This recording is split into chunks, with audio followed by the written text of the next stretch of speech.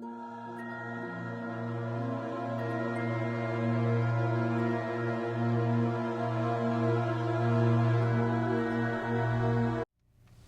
to Mr. Boinkers presents Circus Obscura, a new season, and as you can see another new host. I'll introduce myself. Doktor Sadistok, but spelled with AK. I'm here to change things up. The clowns have stepped down and I'll be bringing the edge that this show so desperately needs. We will change some things up and hopefully it's up to par with fans of the Obscura. We have a real classic 1932, The Monster Walks, directed by Frank Strayer. In this classic we have all the troop mad scientists. Check mysterious occurrences that are hard to explain.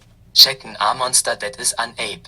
Check starring Rex Lees as Doktor, Ted Clayton, Vera Reynolds as Ruth Earlton, Sleep and Eats as Exodus. Before the movie. Enjoy this little test of the mind.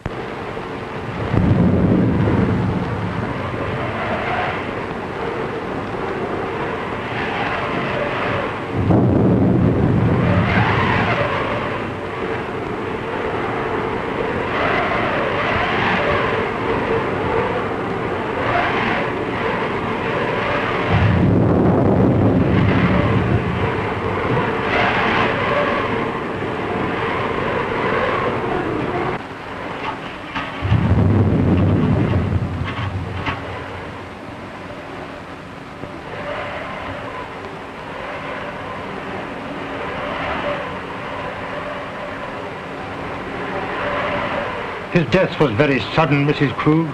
Yes, sir. He was alive last night when I brought him his supper. This morning, Hans found his body. Your son? Yes, sir.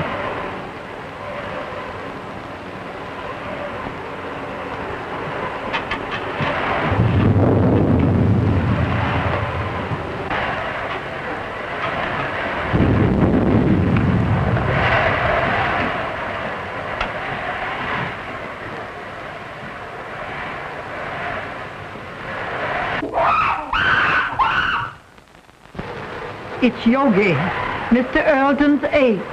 But I thought he had disposed of him. No, sir. Do you mean to say that that animal is in this house? Yes, sir. Mr. Robert had Hans lock him in his cage in the cellar.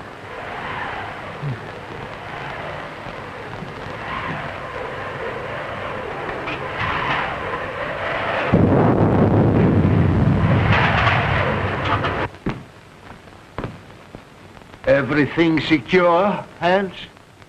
The cage is strong enough. I put a chain across the door. But what makes him scream so? That's because of the corpse in the house. He remembers his dead master.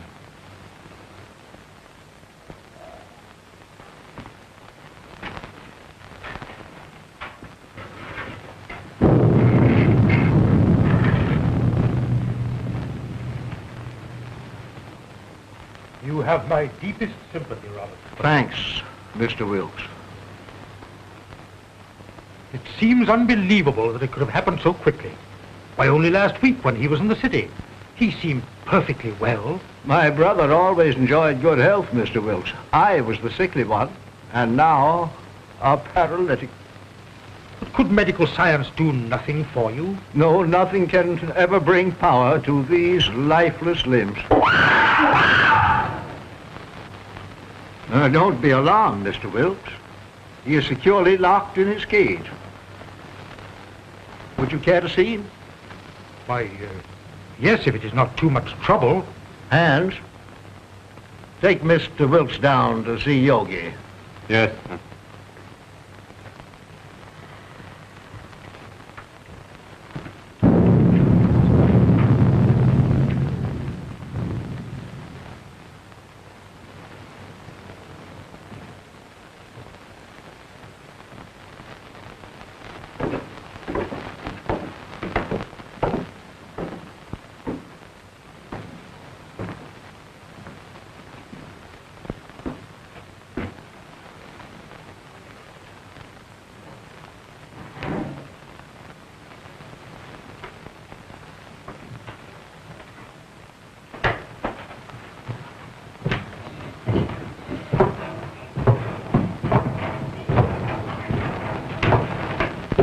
There was a mate to this one, but it died in one of Dr. Earlson's experiments. What was the nature of that experiment? I don't know. But he was the doctor's favorite. Yogi had the run of the house. He knew every nook and corner. But was there no danger? Miss Ruth was afraid of him. But that's because he was always jealous of her. So that is why she went away.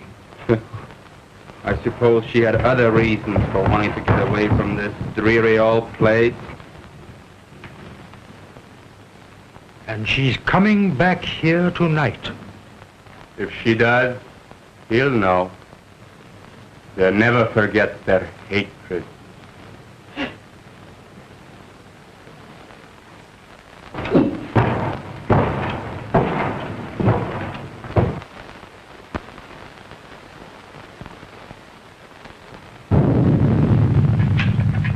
Is Miss Ruth's room ready? Yes, sir. Light a fire there. It's growing cold. Make her room as cheerful as possible. Yes, sir.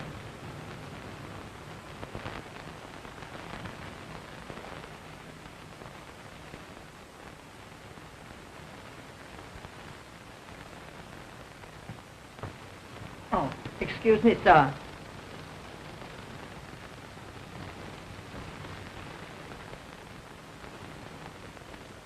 Look down the road and see if you see any signs of Miss Ruth.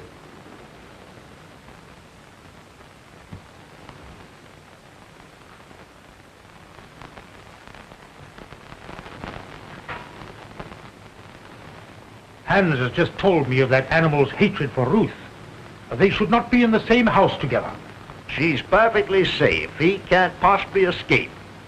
Why, with his tremendous strength, anything is possible.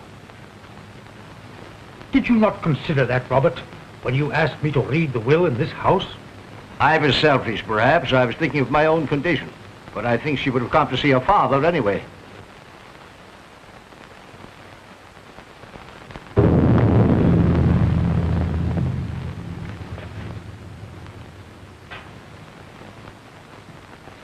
Storm is increasing.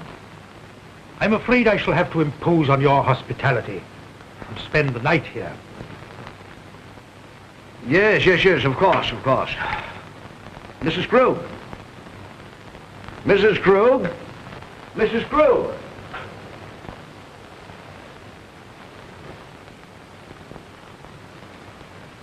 Prepare a room for Mr. Wilkes. The guest room is ready, sir. No. I think Mr. Wilkes would be more comfortable in the other wing of the house, away from our family sorrow. Oh, anywhere will do, Mrs. Krug.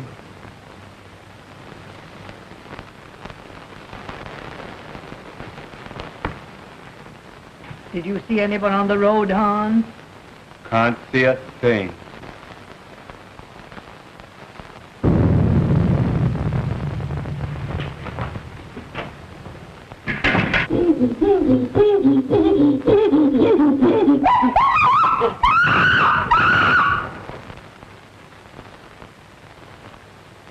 There's someone coming now. How do you know? He always acts like that when there's somebody arriving that he knows. Could it be Ruth? I wonder.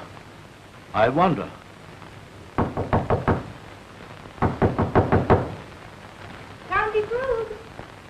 County Auntie Ruth.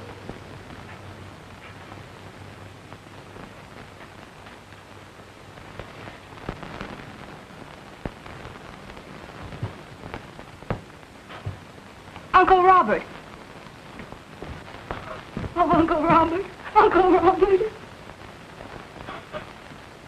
Oh, if I were not so helpless. If my shrunken body could lift you up and comfort you.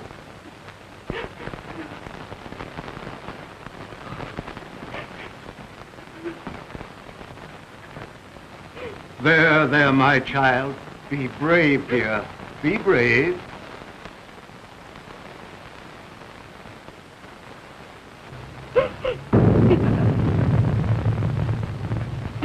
If I could only have been here and talked with him.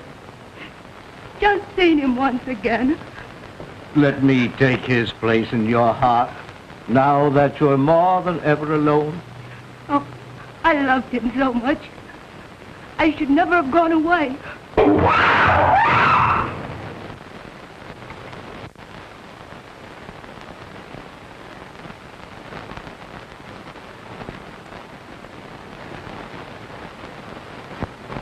There is nothing to fear, dear. He is securely caged. Oh, but he frightens me so. Oh, pardon me. Uncle Robert, my fiancé, Dr. Clayton. Happy to know you, sir. You have my deepest sympathy, Miss Ruth. Thank you, Mr. Wilkes. Oh, Ted, my father's attorney, Mr. Wilkes, Dr. Clayton. Glad to know you. Happy to meet you, sir. What's that? That's Yogi. What's the matter with that man? He must be in misery. His master is dead. Where? In there? Well, you told the banks in there. I've got to fix on this generator and the spark plugs. Yeah. Ted, will you wait? Certainly, dear.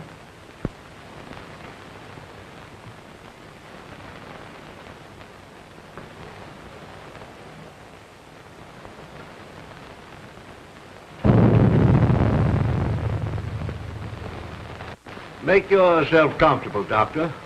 There is little I can say in welcome at a time like this. I understand, sir, and I extend you my deepest sympathy. Thank you. You knew my brother. You were acquainted with his work? Yes. I suppose that was an ape's cry that startled Ruth. But there is no cause for alarm. I have him secured beyond possible means of escape. Mr. Wilkes inspected him.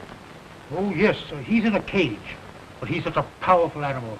I would not have wanted to be closer.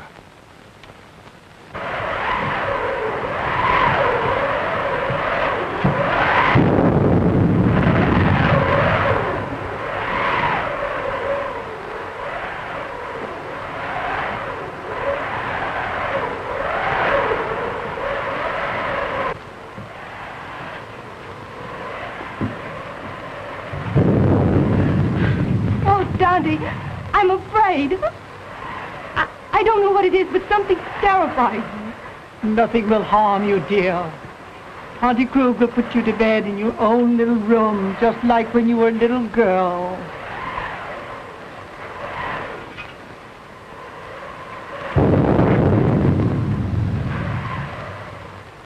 Oh, I can't seem to realize. It was all so sudden. Yes, very sudden. Come along with Tante, dear.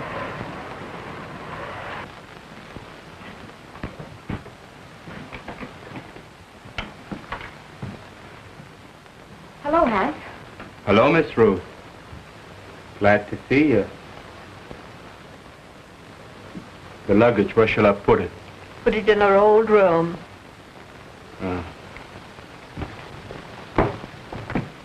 Your Uncle Robert arranged it that way. I'll fix your things for you. Thank you, Tante.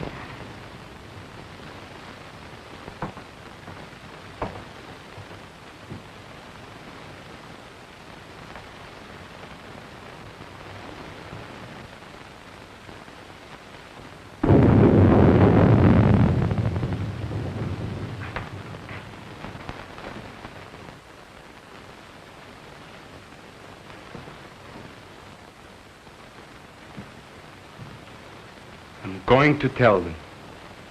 Now that he is dead, it should be known. Don't be a fool. We may be turned out. But it is our right. Haven't we been still long enough? No. Wait until the will is read. We may be rich.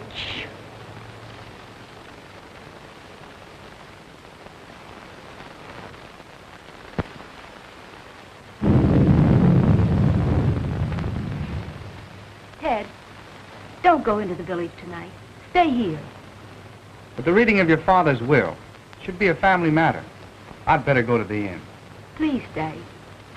I want you here tonight. Dear, you're nervous. Please. All right, I'll stay. I'll get my things. They're in the car. Are you leaving, Doctor? No, Uncle. He's going to see about putting the car up. You'll be more comfortable here than at the inn. Well, certainly, Doctor. We can consider you one of the family. Oh, thank you very much.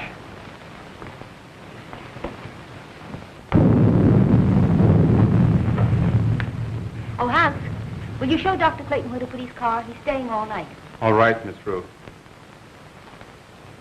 Thank you, dear. I'll only be a minute. Tonti, will you prepare the guest room? Yes, I will, dear.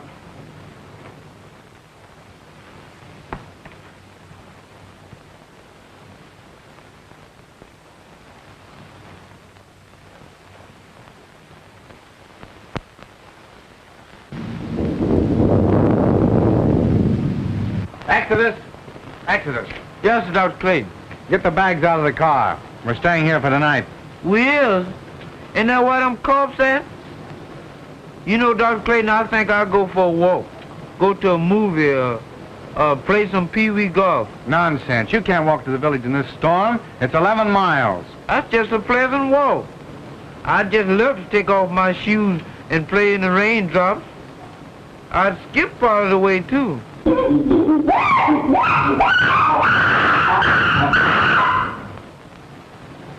Did you hear that? Get the bags out of the car. Hans will take care of it.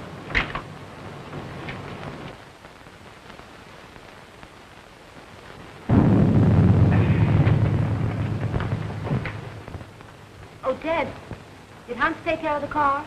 Yes. He's showing Exodus where he can sleep. Shall I proceed with the reading of the will, Miss Ruth? Yes. Oh, I'm sorry. I didn't realize the...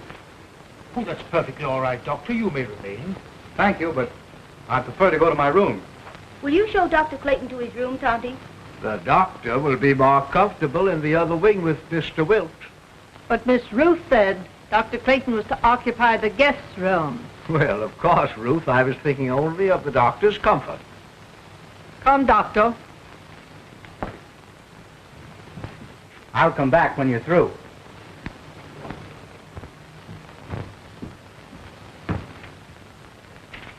Is it necessary for Mrs. Krug to be present? Why, yes. She is mentioned in the will.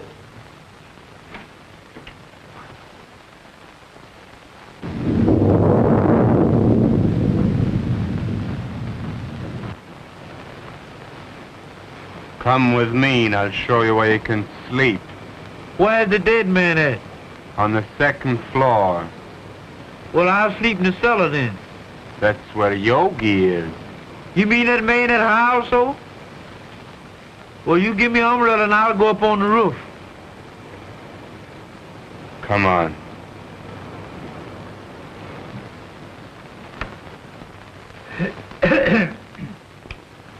In the name of God, I, Philip Earlton, being of sound mind and memory and not acting under duress, menace, fraud, or undue influence of any person whatever, do make, publish, and declare this my last will and testament in the manner following. That is to say that I bequeath all monies to my credit at the Hudson National Bank in the amount of $50,000, together with all personal property in the safe deposit boxes of the Hudson National Bank, which consists of house and lot and furnishings and personal effects pertaining to house and grounds, to my only daughter, Ruth Earlton, and sole heir. In the event that my sole heir, Ruth, should meet with death in the meantime, then the above I bequeath to my only brother, Robert Earlton.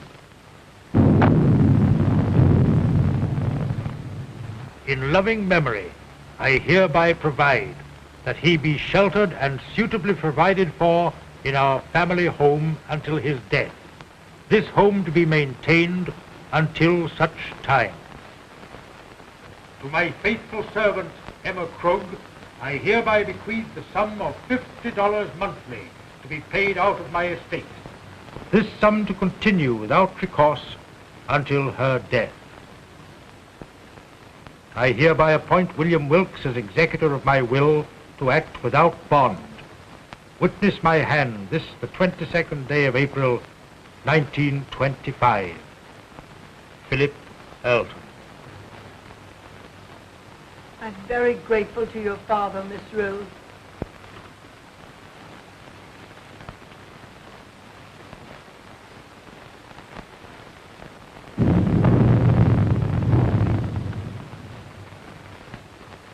Philip was always thoughtful and just. I'm very happy. My wishes are realized in spending my remaining years here in peace and quiet. Have they finished? Yes, sir.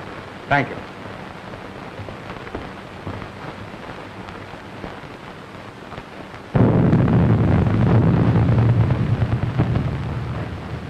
It ain't fair.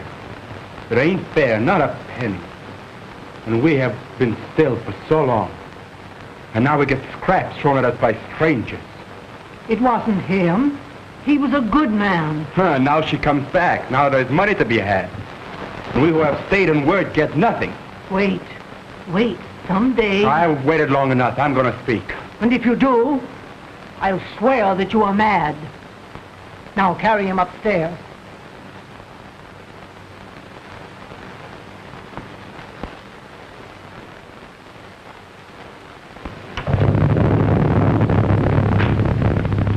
Are you ready to go upstairs now? Yes. It's been a trying day. I think I had better retire. You also, Ruth. I'm coming with you, Uncle.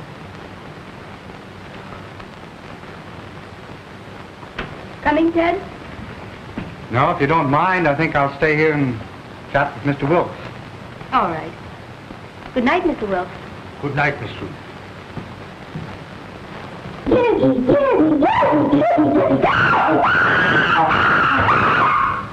That yoga man sure is mad about something. If he's gonna yodel all night, ain't nobody gonna sleep. Hans, I will go through my brother's room. I have had my bed moved to the room next to his, so we could spend these last few hours together. Go to my room, dear. Yes, Uncle.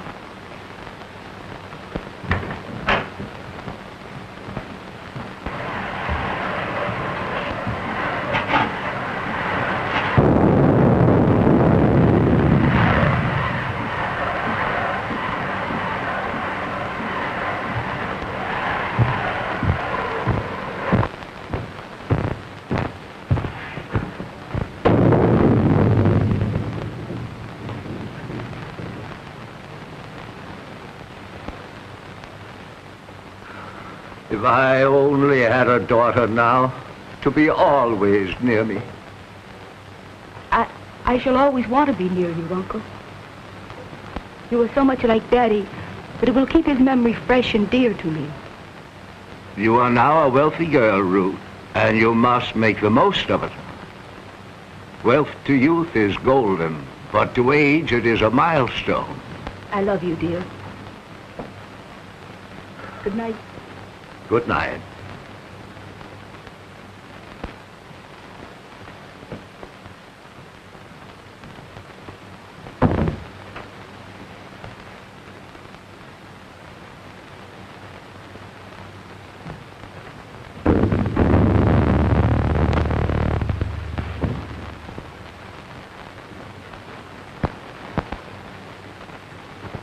Hypocrite.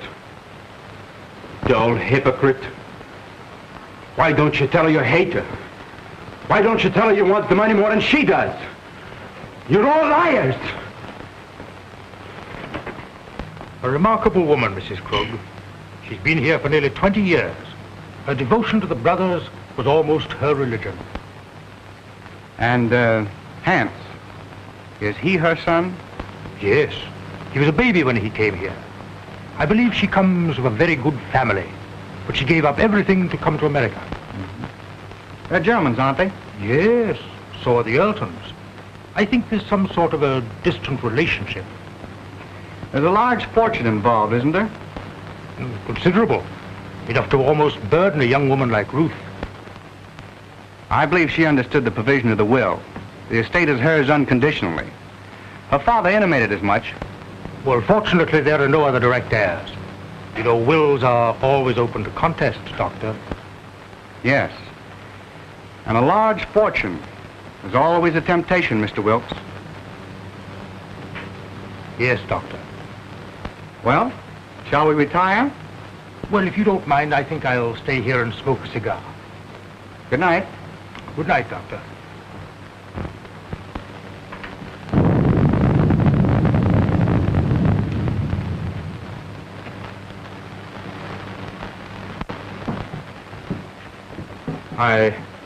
I've attended to your car and driver, sir. Thank you, Hans.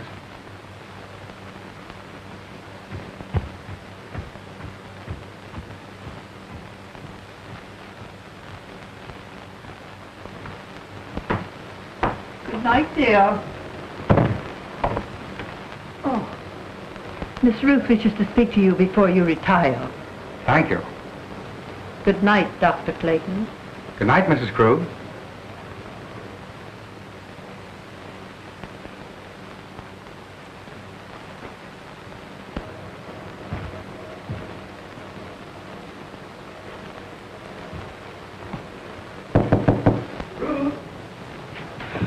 Come in, Ted. Mrs. Krug said you wanted to see me.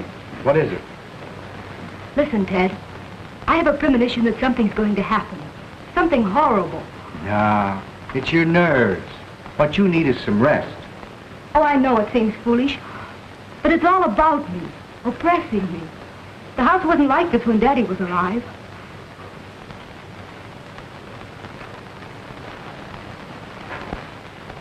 That's because you've grown unaccustomed to it. It's an old place, isn't it? It's supposed to belong to smugglers a long time ago. There are tunnels and secret passageways all through the house. Daddy had them all sealed up, because when I was a kid, I was always getting lost in them. That's swell. That's the first smile I've seen today. Now, it's time little girls like you should be in bed. And I could do with some sleep myself.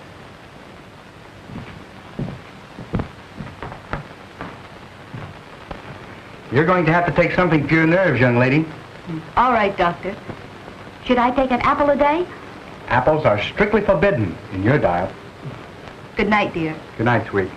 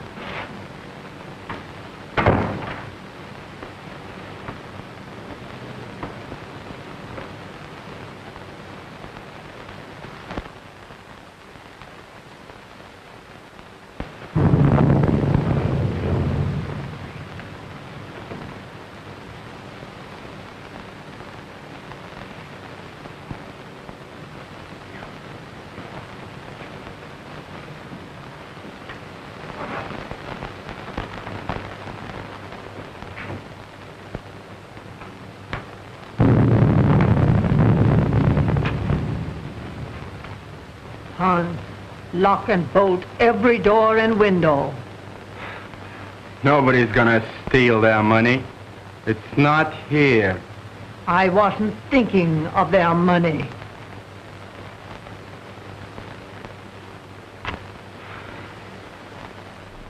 We have a special guest. We have our very own Mr. Boinkers. Welcome. Hey, thank you for inviting me. This is a great opportunity. I did hire you, so I hope you're doing a good job. But yeah, I'm very happy to be here, and thank you so very much. My first question is, why do you like classic cartoons? With a follow-up, which cartoon is your favorite and why? Oh, why do I like classic cartoons? Well, I was raised with them. I love them. They're entertaining.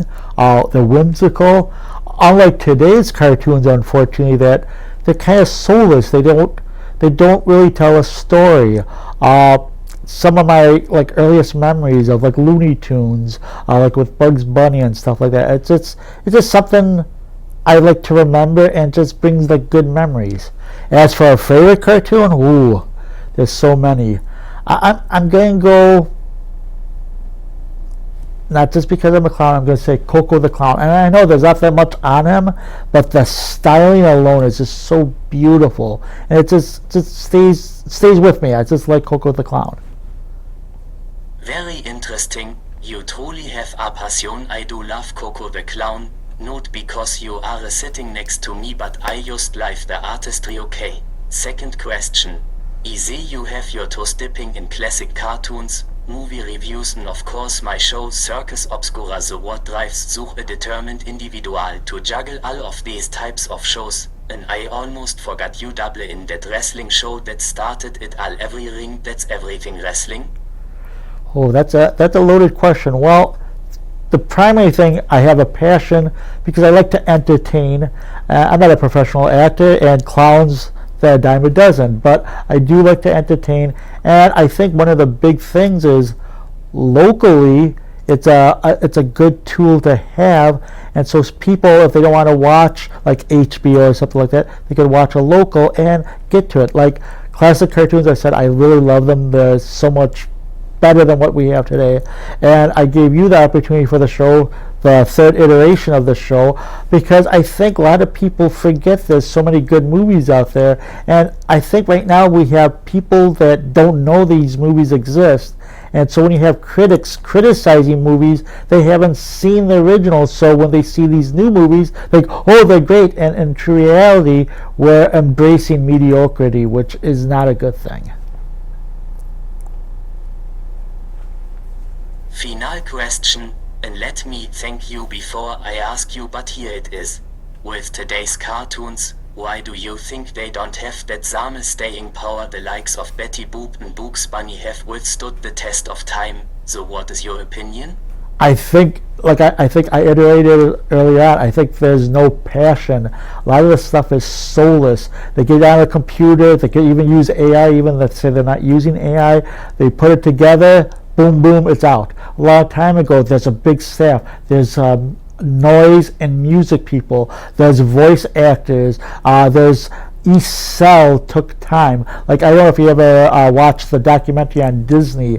If you've seen the process that to make a movie, if you didn't have heart for it, you're not going to do it. It's not something that within a week it's going to be done.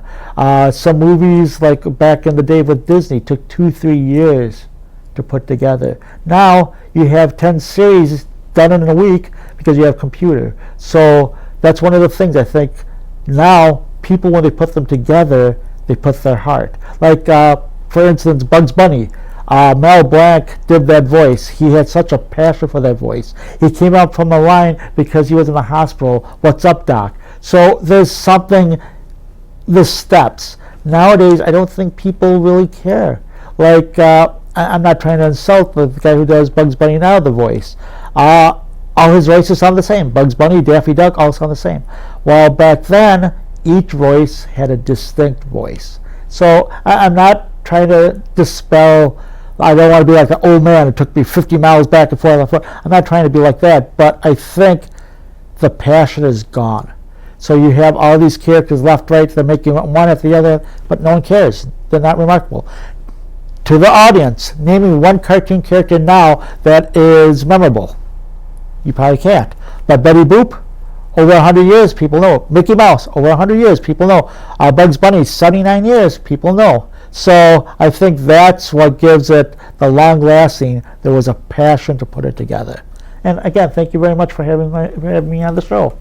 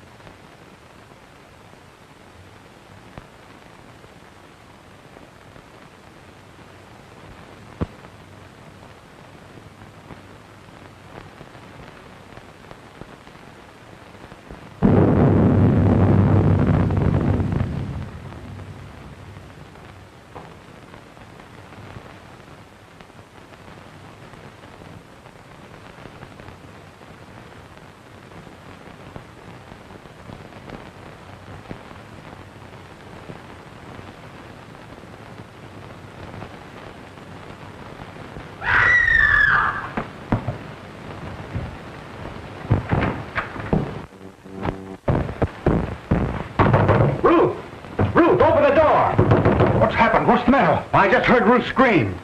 Ruth! Open the door, Ruth! What was that? Someone come to me. Ruth! Wilkes!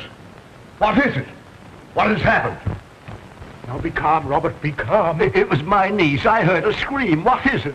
Oh, Dad! Dad! Well, what happened, Ruth? What's the matter? Oh, it was... Oh.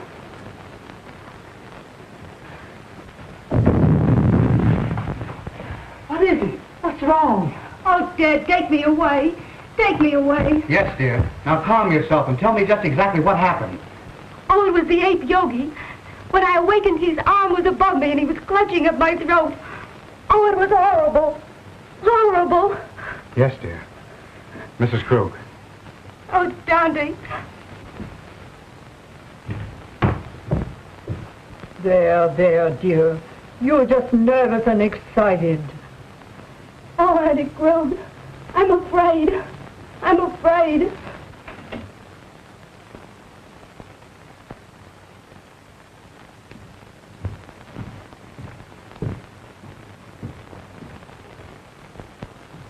She is terrorized. She said that awful brute was in her room. No. He couldn't possibly escape. Rouse Hand, send him to the cage and tell him to bring Ruth here to me. Yes.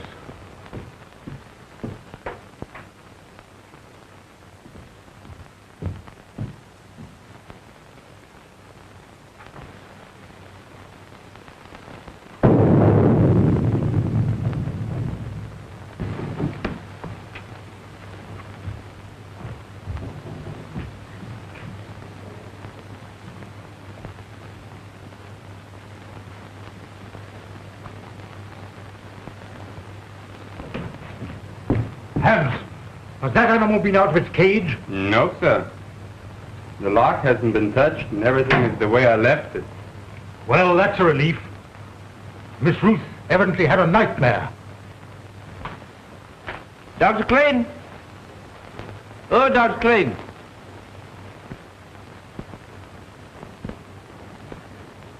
I bet he's down there giving that yoga man a pill.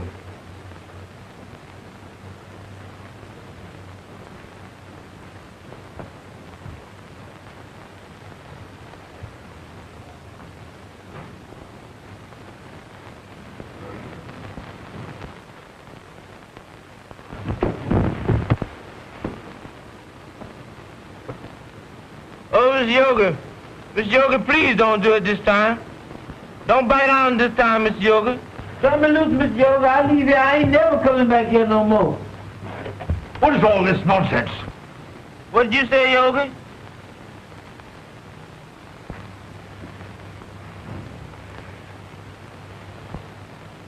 Doggone, I thought that was Miss Yoga head over me. Go to your room. Yes, that's why I'm going and far away from here. That's all right. You needn't share me. I'm going in now.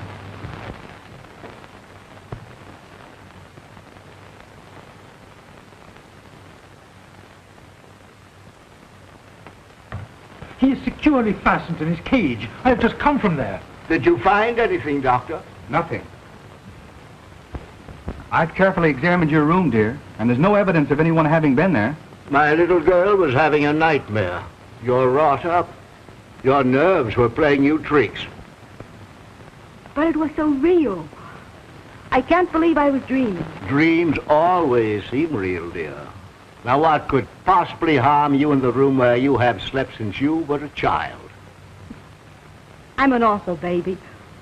I've disturbed and frightened you all. You let your doctor give you something to soothe your nerves and have Mrs. Krug put you back to bed. I'm awfully sorry. Good night.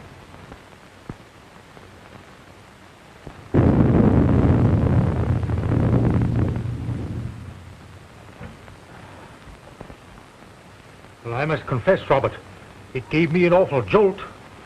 Ruth was always emotional, even as a child. Oh, Ted, I can't. The impression was too vivid. I can't sleep in that room. Then perhaps I'd better take you to the inn. There, dear. Tante Krug will stay with you just like she used to do when you were a little girl. Will you, Tante? Of course I will. Don't worry, dear. I'll be all right with Andy Krug. You've had a very severe shock. I'll get something that will help you sleep.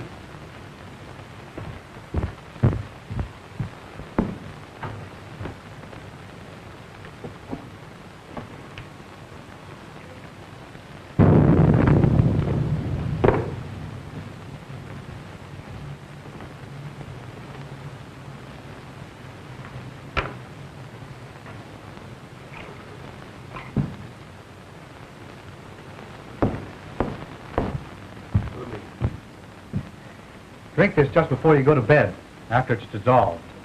Thanks, dear. Perhaps I won't need it. I'll sit up for a while to make sure you're all right. Thanks. Good night. Good night, dear.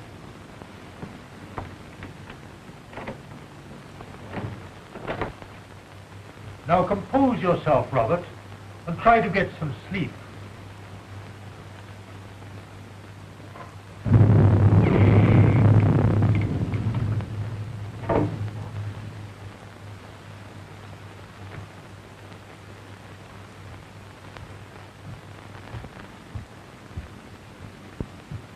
You may have another patient, Doctor.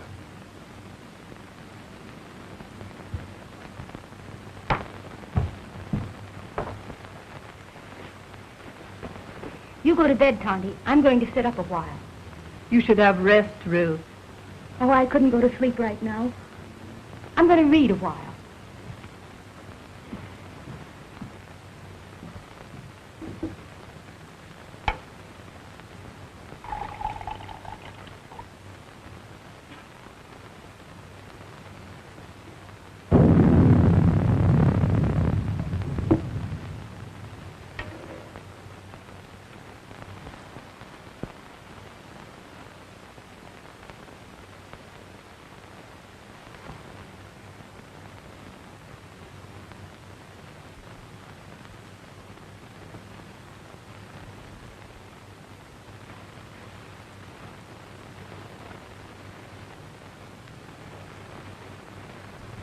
Mr. Wilkes,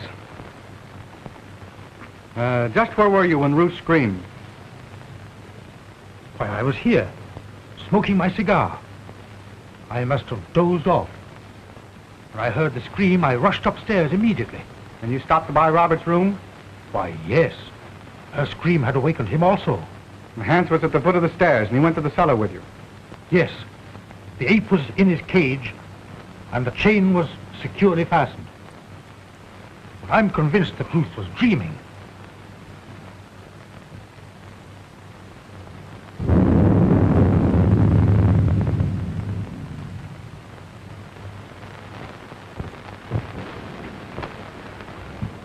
Ruth tells me this is quite an old house. Yes, it is. It has a lot of secret passageways in it. You know anything about them? No, but Hans might know. Hans. I'd like to talk to him. Well, his room is next to the kitchen. I'll go and get him.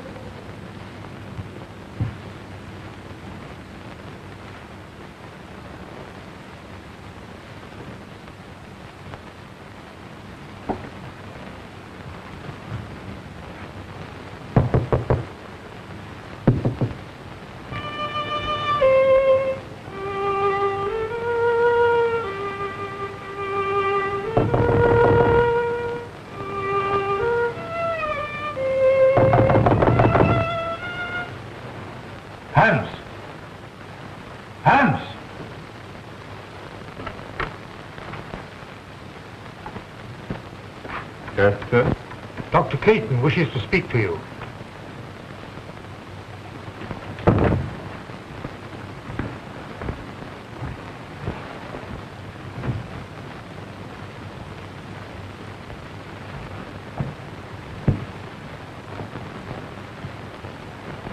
You wanted to talk to me?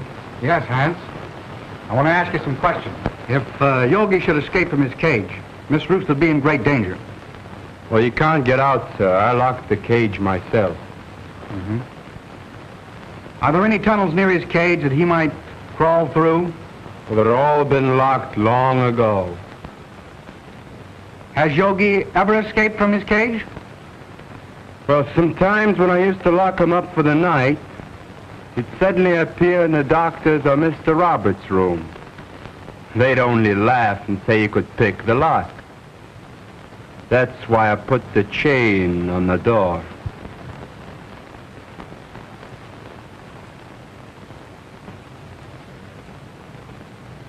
That's all, Hans. You may go. Very well.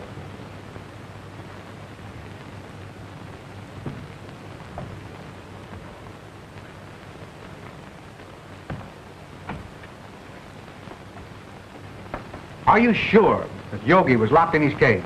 I'm positive. He'd have to be released by human hands. Yet Ruth is not the type of hysterical woman that's given to nightmares. I think you're alarming yourself unnecessarily, Doctor. I wonder. I still can't believe she was dreaming.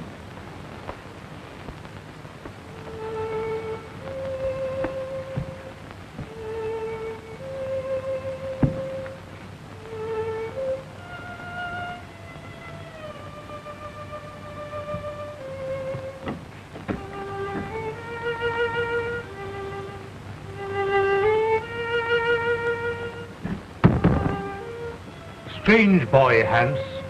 He often plays until late in the night. You say Hans was in the cellar? Why hadn't he gone to bed? Well, Hans's room is almost over Yogi's cage. He told me, before he heard the scream, that he heard some sort of slight shuffling noise coming from the cellar, and he went down there to investigate.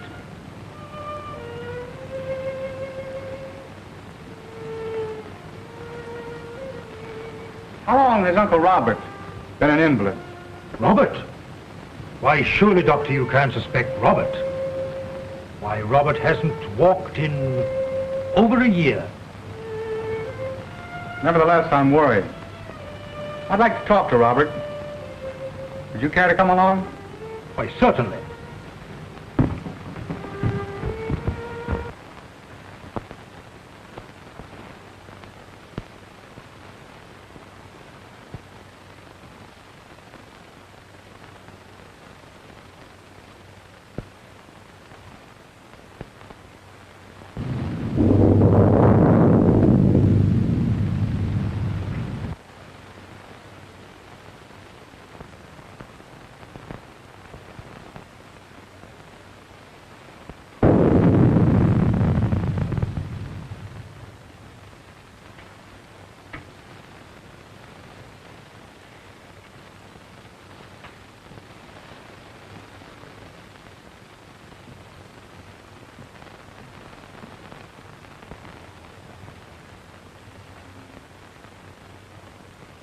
Tonty? Tonty Krug. Tonty! Oh.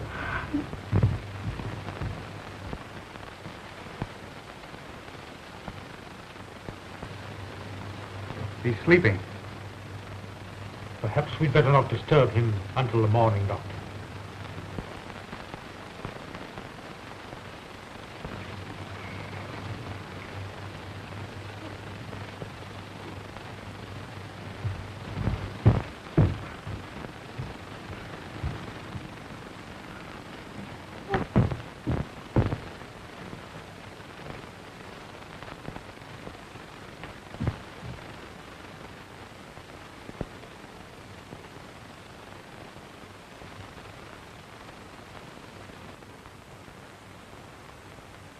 She's been strangled to death. Ruth. It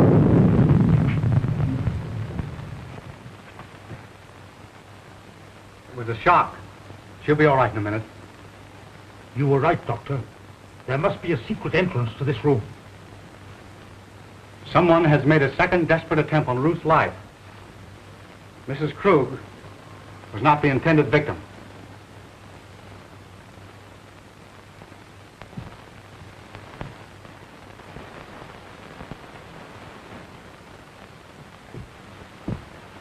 Who could have done this? Let's see. Robert was in his room. Yes, we know where Hans was. Could there possibly be a secret passage to the ape's cage? I don't think it was the ape. His animal instinct would have told him it was not Ruth. Possibly. But what motive could anybody have for wanting to murder Ruth? Robert is the only one who would profit by it.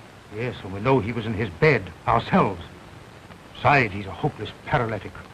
Dad! Dad! You're all right now, dear. Tell me what happened. She had gone to bed. I had fallen asleep reading. When I came back to bed, she was lying there with those horrible marks on her throat. Well, didn't you hear anything? I didn't hear or see anything. Oh, Dad, take me away.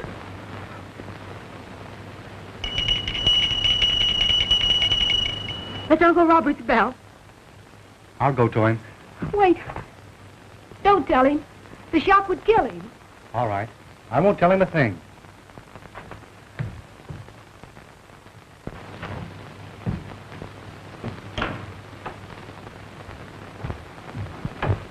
I thought I heard something.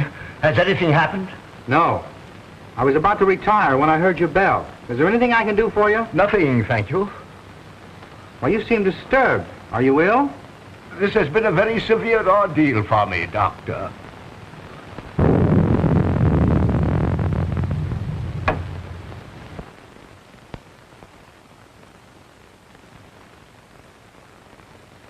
Ruth!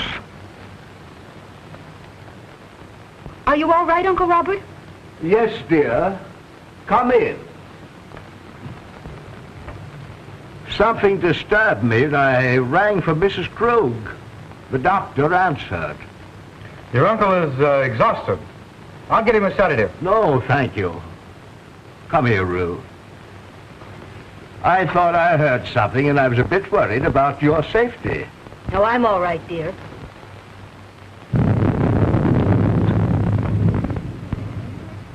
Well, Doctor, did you learn anything? Yes. Robert did not know of Mrs. Krug's death. I was taking his pulse when Ruth entered the room unexpectedly, and it stopped completely for several beats. There can be no possible connection. Why, the man is a helpless paralytic. I'm not so sure. I want to find that out for myself. Would you be so kind as to take Ruth downstairs? Certainly. Thank you. It's late, dear.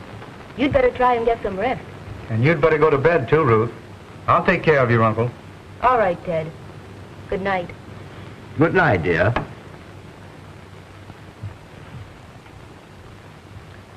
Ruth has told me of your case. I'm very interested. Medical science can't help me, Doctor. Nevertheless, if you would permit me, I should like to make an examination. Very well. See for yourself.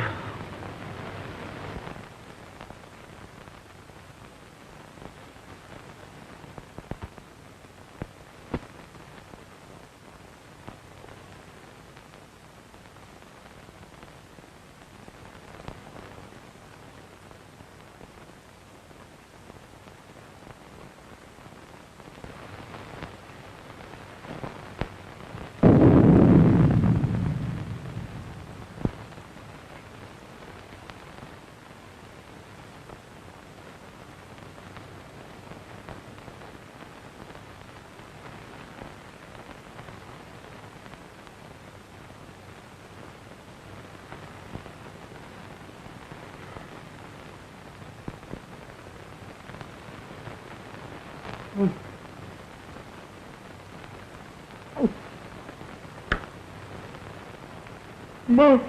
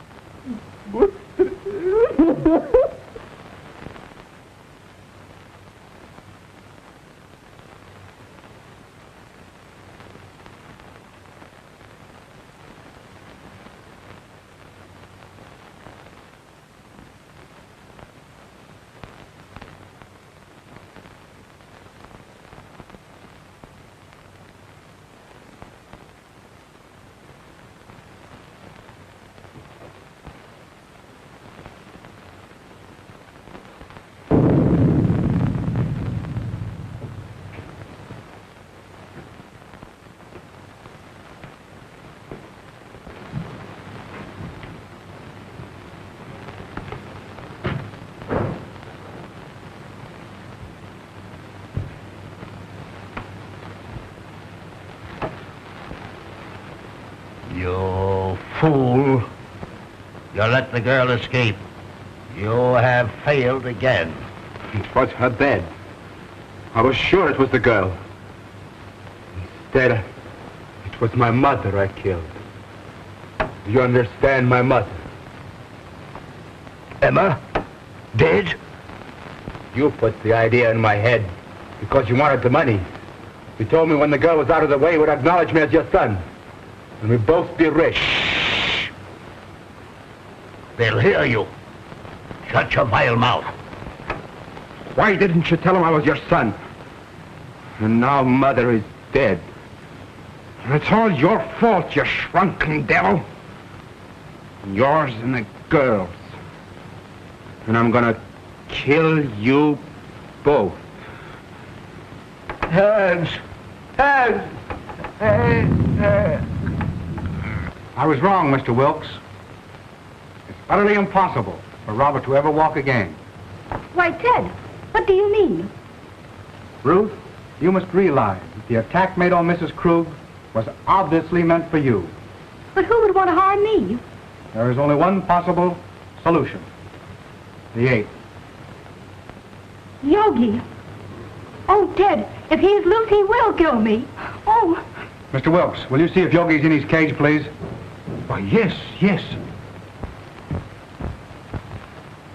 Oh, Ted, then it was Yogi's arm that I saw. I wasn't dreaming.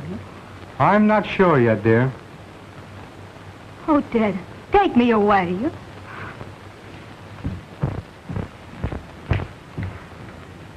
Here. Have you got a revolver in your car? No, sir, I got it right here. So if you can mess around with me, I'm gonna blow a hole right through his overcoat. Good. Come along with your revolver. No, sir, not me. Pshaw. Give me that gun.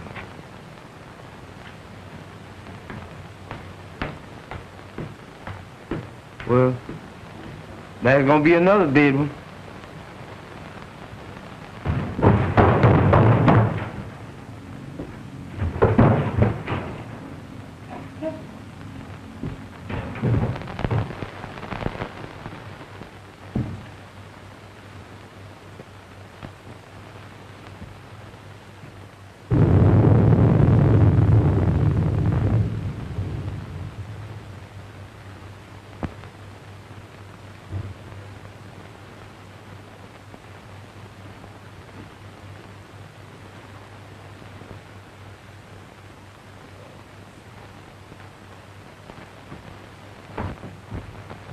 The ape is securely fastened in his cage. And there's someone else in this house. Ted, what are we going to do? Well, the first thing I'm going to do is get you out of here immediately. Exodus, Yes, bring the car around front as quickly as possible. it can't be too quick for me, boss. Don't you worry, dear. Dr. Clayton! Dr. Clayton! Dr. Clayton. What is it, Hans? Something terrible happened to Mr. Robert. Ted, go to him. I'm all right with Hans. Go. Come on, Wilkes.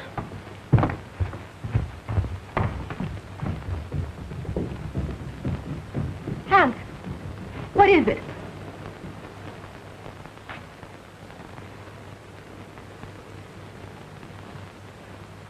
Hans.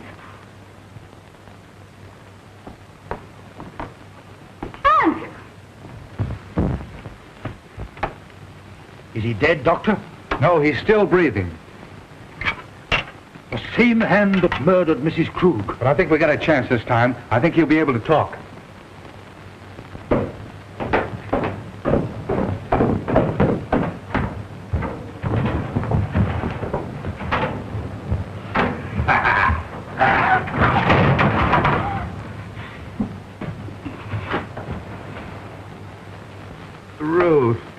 Ruth, It's all right now. Tell us what happened. take Ruth away. Ruth's safe. Who was it? I am the guilty one. I forced him to do it. Him? Who do you mean? He is my son. Hans. Hans! Ruth!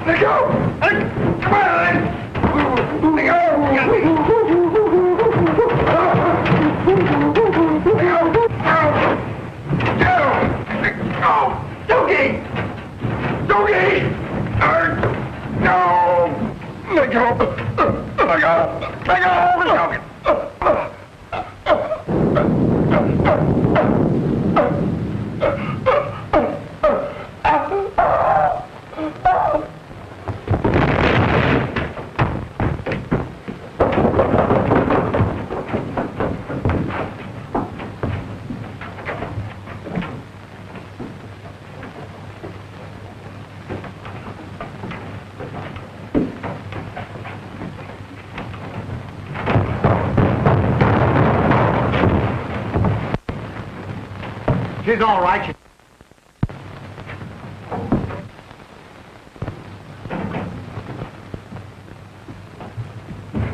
Excuse me, boss. What are they doing with one of them things around the house?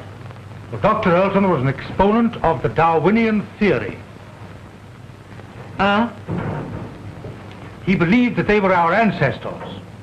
You mean that he's related to me? Exactly.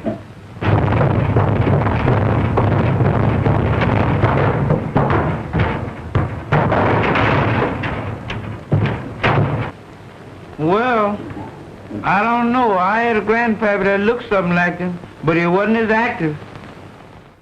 Welcome back. Hopefully you enjoyed this classic. It was one of the only movies to be released 3 times by 3 different distributors. 1932 bei Mayfair Pictures, 1938 bei Astor Pictures, 1948 bei Commonwealth Pictures. You may have noticed I mentioned an actor called Sleep and Eat starring as Exodus. He's actually a famous actor called William Best. He appeared in over 100 movies from 1930 to 1940. This was a big accomplishment for an African American actor at that time. Now I hope you enjoyed the movie. Until next time.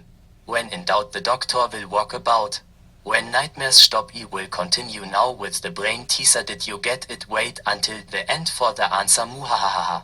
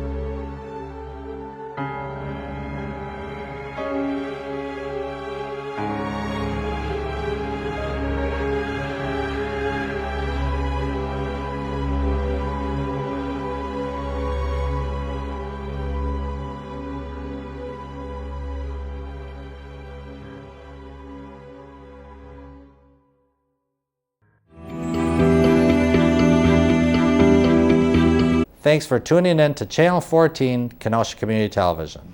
Remember to tune into my program, Just Talkin', shown right here, Tuesday and Wednesday nights at 8:30 p.m. until 9 p.m. on Channel 14. On the program, we cover community events, talk to nonprofit organizations, and who knows, we may bump into a celebrity now and then. So remember to tune in to Just Talkin' Tuesday and Wednesday nights at 8:30 p.m. right here on Channel 14. Kenosha Community Media. For 40 years it entertained, educated and produced local production for the city of Kenosha. Viewers like you not only can watch but be part of the channel by bringing in local flair. Spectrum Channel 14, Roku and Internet. KenoshaMedia.org. 262-564-6103 address. Southwest Library, The Hub, 7979 38th Street, Kenosha, Wisconsin, 53142. Every Ring That's Everything Wrestling is carrying out the tradition that was brought to you by Diablo Angelico and Danger Dan. The show must go on. Mondays at 5 p.m. and Fridays at 6 p.m. on Kenosha Community Media. Channel 14 with Spectrum or on Roku KCM streaming. With Every Ring That's Everything Wrestling will keep you updated and informed. Mondays at 5 p.m. Fridays at 6 p.m. Tune in and enjoy wrestling. The renaissance of wrestling is occurring as we speak, so be part of sports entertainment. Each week you can see the discussion with topics, wrestlers and matches of the week. Looking at the big three: WWE, AEW and TNA. So if you enjoy wrestling and everything that makes wrestling special, tune in KCM 14 on Mondays at 5 p.m. and Fridays at 6 p.m. Every Ring That's Everything Wrestling. Boinkers Cartoon Apocalypse, where classic cartoons are revisited. Saturday at 10 a.m. and Sundays 10:30 a.m. If you enjoy classic and rare cartoons, you go to show. Nigel the Yeti is taking the reins while Mr. Boinkers add to the programming. The likes of Betty Boop, Popeye, Porky Pig, Daffy Duck, Mickey Mouse, Oswald the Lucky Rabbit, Felix the Cat and so much more. On Kenosha Community Media Channel 14, sit back with friends and family and relive the magic of morning cartoons. Wake up, gather the family and enjoy cereal and relive one's youth. Mr. Boinkers Cartoon Apocalypse, where whimsy is part of the magic. Join the other circus freaks where cartoons were fun and artistic. Every Saturday at 10 a.m. and Sunday at 10:30 a.m. Enjoy what made mornings special. Mr. Boinkers Cartoon Apocalypse, where classics fill the time. What the heck are we watching? Movie reviews without pompous and pretentious critics who have agendas. Kenosha Community Media, Fridays at 5 p.m. and Saturdays at 10:30 a.m. Cinephiles who like movies for entertainment and not rants and raves, who make the audiences feel bad for themselves. Weekly discussion on movies and with no alternatives. The movie reviews are to help audiences to make their decision. Not only are modern movies reviewed but a discussion on hidden gems, where good movies that have fallen through the cracks and forgotten. So before you go out, check out What the Heck Are We Watching? On Kenosha Community Media Channel 14. Fridays at 5 p.m. and Saturdays at 10:30 a.m.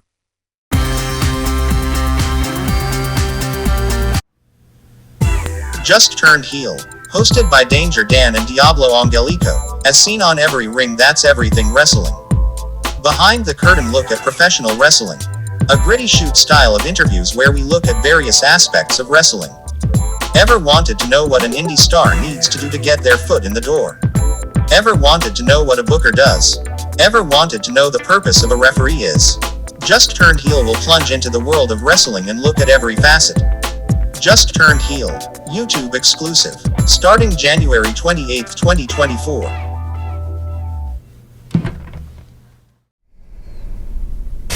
Beware, take care. The little green dragon sits on your doorstep.